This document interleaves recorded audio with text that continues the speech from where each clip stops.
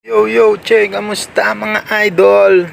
Ang topic natin ngayon mga idol ay kung nasaan ang ating mga fuse. Yan,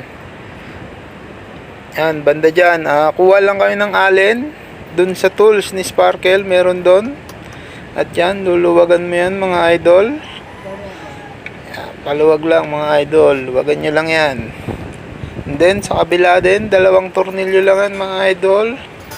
At ang gagamitin yung tools ay allen. Doon nyo yan makikita sa libreng tools ng Rusi, mga idol.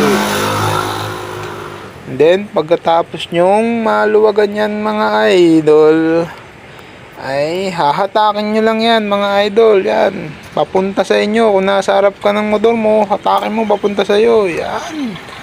And then, makikita na natin ang mga fuse nya mga idol. Nandyan lang lahat yan sa harap. Siyempre, tatanggalin nyo yung 10mm na bolt kung may papalitan kayong fuse. Yan, ignition coil and then yung ball race. Yan, nandyan yan sa loob. Chinek ko nga pala yung higpit ng aking ball race mga idol. Siyempre, nabuksan na natin. I-check na rin natin.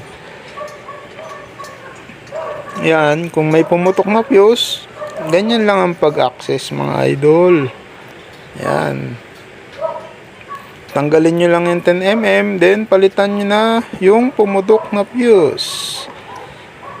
Yan, yun lang mga idol. Maraming salamat sa inyo. Bye-bye.